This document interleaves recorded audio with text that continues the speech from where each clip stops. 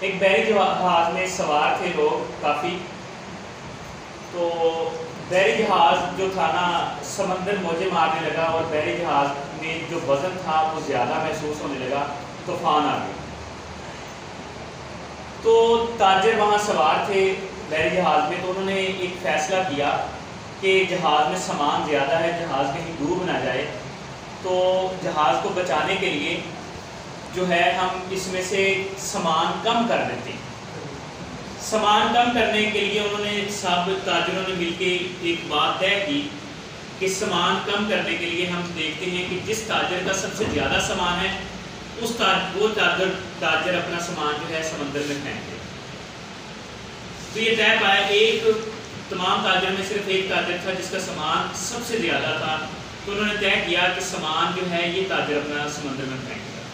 اس نے کہا سارے کا سارا سامان میں کیوں پھینکوں, سارے تھوڑا تھوڑا پھینک دیں تو سمندر سے وزن کم ہو جائے گا, جو جہاز سے وزن کم ہو جائے گا. مگر لوگوں نے اس کی بات نہ مانی, انہوں نے اس کے سامان سمیت اس تاجر کو سمندر میں پھینک دی کشتی سے. تو جو تاجر تھا اس کو اپنی موت نظر آنے لگی. اس نے کہا کہ میں تو اب مر گیا ہوں. وہ اسی اپنے آپ کو بچانے کی کوشش میں بے ہوش ہو گیا. جب اسے ہوش آیا تو وہ ایک جزیرے پہ موجود تھا. سمندر نے اس کو لہروں نے اس جزیرے پہ پٹک دیا. وہاں پہنچا تو جب اسے ہوش آیا وہ زندہ تھا. اس نے اللہ تعالیٰ کا شکر ادا کیا اور اس نے وہاں جزیرے پہ کچھ لکڑیاں کٹھی کی, ایک جھوپڑی اس نے تعمیر کی اور وہاں گزر بسر کرنے لگا. اور ایک دن کے بعد اسے وہاں خرگوش نظر آئے. اس نے شکار کیا اور اپنا گزر بسر اس نے جاری رکھا. تو کچھ دن اسے وہاں گزرے تھے کہ ایک وقت وہ کھانا بنا رہا تھا. کھانا بناتے ہوئے اس کی جھونپڑی کو لگ گئی آگ. جیسے جھونپڑی کو آگ لگی تو وہ ساری کی ساری جھونپڑی جل گئی.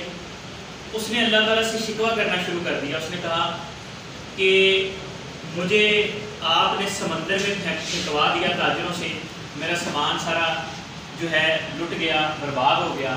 اب میرے پاس ساری کل کائنات جو تھی یہ ایک جھونپڑی تھی, اس جھونپڑی کو بھی آپ نے جلا دیا. اب میرے پاس تو کچھ بھی نہیں ہے. تو تاجر کا یہ کہنا تھا, کہنے کے بعد وہ خالی پیٹ بھوکے پیٹ سو گیا. صبح جب اٹھا تو اس نے دیکھا کہ کچھ ملاح جو تھے وہ اس کو لینے کے لیے کنارے پہ آئے ہوئے تھے. وہ بڑا حیران ہوا اور اس نے کہا کہ آپ کو میرا یہاں کیسے علم ہوا کہ میں یہاں اس جزیرے پہ پھنسا ہوا ہوں. انہوں نے کہا کہ ہم نے رات جھونپڑی یہاں سے آگ دھواں اٹھنے کی جو ہے وہ دھواں اٹھتے ہوئے یہاں شام کے وقت دیکھا, آگ جل رہی تھی. تو ہم نے دیکھا کہ اس جزیرے پہ تو کوئی ہے ہی نہیں, تو یہاں پہ آگ جلنے کا مقصد ہے کہ کوئی نہ کوئی یہاں پہ پھنسا ہوا ہے, تو ہم آپ کو بچانے کے لیے یہاں پہ آ گئے.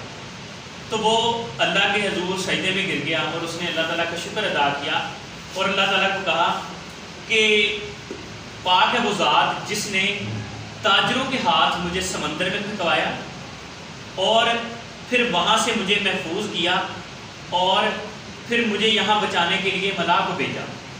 پھر ملاحوں سے اس نے کہا کہ میں فلاں کشتی میں سوار تھا اور میں یہاں اس جزیرے پہ پہنچا ہوں. تو ان ملاحوں نے اسے بتایا کہ وہ جو بحری جہاز تھا وہ آگے جا کے غرق ہو گیا. تو اس نے کہا کہ یہ جو اللہ پاک کی ذات ہے اس نے مجھے محفوظ کرنے کے لیے میرے ساتھ یہ سارا معاملہ پیش کیا. ٹھیک ہے, تو اس کا مقصد جو اس کہانی سنانے کا وہ یہ تھا کہ ہمیں ہر حال میں اللہ تعالیٰ کا اپنے خدا کا شکر ادا کرنا چاہیے.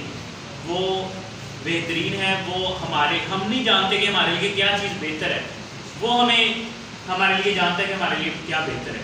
تو جب بھی دعا کرتے ہیں تو دعا میں یہ دعا ضرور شامل کیا کریں کہ جو ہمارے حق میں بہتر ہے اللہ تعالیٰ وہ ہمیں عطا کرے, جو ہمارے حق میں بہتر ہے اللہ تعالیٰ وہ ہمیں عطا کرے.